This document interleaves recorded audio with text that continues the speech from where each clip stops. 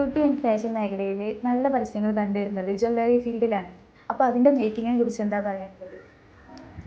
Beauty and fashion മേഖല എന്ന് പറഞ്ഞു കഴിഞ്ഞാൽ അതൊരു ഫാൻറ്റസി ഡ്രിവൺ ആയിട്ടുള്ള കോൺസെപ്റ്റുകളാണ് വരിക.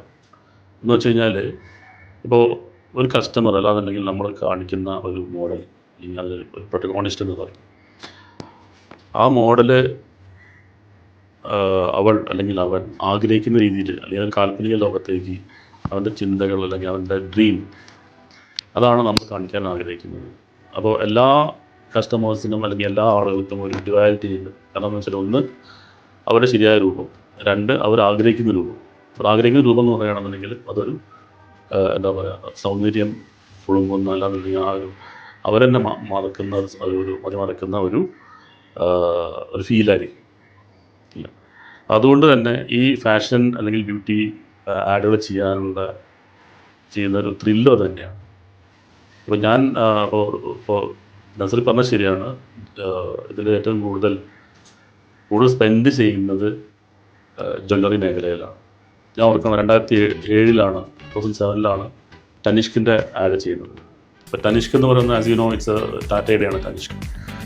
അപ്പോൾ ഇവിടെ പേര് തന്നെ തനിഷ്ക് എന്നുള്ള പേര് തന്നെ തൻ ഇഷ്ക് എന്നുള്ള രണ്ട് ഇത് കൂട്ടിച്ചേർത്താണ്. തൻ എന്ന് പറയുകയാണെന്നുണ്ടെങ്കിൽ ശരീരം, ഇഷ്ക് എന്ന് പറയുകയാണെന്നുണ്ടെങ്കിൽ പ്രണയം.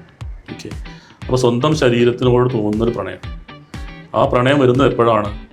ആ ജ്വല്ലറി അണിയുമ്പോഴാണ്. ആ ജ്വല്ലറി അണിയുമ്പോൾ ഉണ്ടാകുന്ന ആ പ്രണയത്തിനെ അത് ഒരു നിർനിമേഷയായി നോക്കി നിൽക്കുന്ന ഒരു മോഡൽ. അങ്ങനെയാണ് ആ ആഡ് വിഭാവനം ചെയ്തിട്ടുള്ളത്. അപ്പോൾ ആദ്യം ഞാൻ കരുതി എന്താണെന്ന് വെച്ച് കഴിഞ്ഞാൽ എല്ലാ ഒട്ടുമിക്ക ജ്വല്ലറി ആഡ്സും എന്താണെന്ന് വെച്ചാൽ ഇറ്റ്സ് ലുക്കിംഗ് അറ്റ് യു, അല്ലെങ്കിൽ ക്യാമറയെ നോക്കിയിട്ട് അല്ലാന്നുണ്ടെങ്കിൽ ആ പ്രൊഡക്റ്റിനെ ഹൈലൈറ്റ് ചെയ്തിട്ടാണ്. ഇവിടെ നേരെ തിരിച്ച് ഇത് ഒന്ന് വ്യത്യസ്തമായി ചെയ്യണം തോന്നിയുകൊണ്ട് ആ ഒരു കഴുത്തിലണിഞ്ഞ നെക്ലേസിനെ അല്ലെങ്കിൽ ആ ആഭരണത്തെ നോക്കി തല താഴ്ത്തി ഒരു കണ്ണുകളെ താഴ്ത്തി അതിനെ നോക്കി നിൽക്കുന്ന സംഭവം. അതായത് ആ ഒരു ജ്വല്ലറി ശരീരത്തിൽ അടങ്ങി ചേർന്ന് നിൽക്കുമ്പോൾ ആ ജ്വല്ലറിയും ശരീരം കൂടെ നോക്കുന്ന രീതിയിൽ, റൈറ്റ് സൈഡിലേക്ക് നോക്കുന്ന രീതിയിൽ. കാരണം ഇഷ്ക് എന്ന് പറയുമ്പോൾ ഒരു ഹൃദയത്തിലേക്ക് നോക്കുന്ന രീതിയിൽ. അതുകൊണ്ടാണ് അങ്ങനെ സൈഡിലേക്ക് നോക്കിയിട്ട് ഒരു വിഷ്വൽ ക്രിയേറ്റ് ചെയ്യുന്നത്.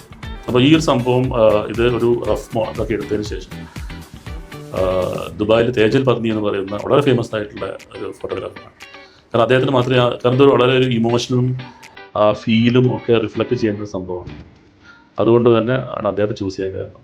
തേജൽ പത്നി എന്ന് പറയുകയാണെന്നുണ്ടെങ്കിൽ he comes from a photographers family like Santosh ശിവനൊക്കെ പോലെ. സന്തോഷ് ശിവൻ ശിവൻ സ്റ്റുഡിയോ എന്ന് പറഞ്ഞൊരു വളരെ ഫേമസ് ശിവൻ എന്ന അദ്ദേഹത്തിൻ്റെ ഫാദർ. അവരുടെ മക്കളാണ് സന്തോഷ് ശിവൻ, സംഗീത് ശിവൻ. അത്രയും ലെജൻസാണ് ഫോട്ടോഗ്രാഫ്. അതേപോലത്തെ ഒരു ഫാമിലിയാണ് തേജൽ പത്നിയുടെയും. അവരുടെ സിസ്റ്ററും ബ്രദറും ഫാദറും ഒക്കെ ഫോട്ടോഗ്രാഫേഴ്സ്. ഈവൻ ദീപിക പദുകോളിനൊക്കെ വെച്ചിട്ട് ഒരു ആഡ് ചെയ്തിട്ടുണ്ട്. അപ്പോൾ ഈ ഒരു വിഷ്വൽ ഷൂട്ട് ചെയ്തത് ദുബായിൽ അദ്ദേഹത്തിൻ്റെ സ്റ്റുഡിയോയിൽ വെച്ചിട്ട് ആണ് ചെയ്തിട്ടുള്ളത്. And it was nice. And കാരണം പുറത്ത് തനിഷ്കിൻ്റെ ആഡ് പുറത്ത് ഷൂട്ട് ചെയ്യുന്നത് ഒരു പക്ഷേ ഇത് ആദ്യമായിട്ടായിരിക്കും. കാരണം അത് അവരുടെ ഇന്ത്യൻ ഏജൻസി ONM ആയിരുന്നു. അപ്പോൾ ONM നമ്മൾ പിച്ച് ചെയ്തിട്ട് നമ്മൾ വിൻ ചെയ്തിട്ട് ഷൂട്ട് ചെയ്ത സംഭവമാണ്. ഇത് മീഡിയയിൽ ഇറ്റ് വാസ് അക്രോസ് മാഗസിനിലും അതുപോലെ ഔട്ട്ഡോറിലും ഇൻ ഷോപ്പായിട്ടും പോസ്റ്റേഴ്സായിട്ടും ഒക്കെ അത് വന്നിട്ടുണ്ട്. And it was very appreciated that. അപ്പോൾ അതുകൊണ്ട് എനിക്കും എൻ്റെ വർക്കുകൾ ഇഷ്ടപ്പെട്ട ഒരു ആഡാണ് ടെൻഷൻ്റെ ആഡ്.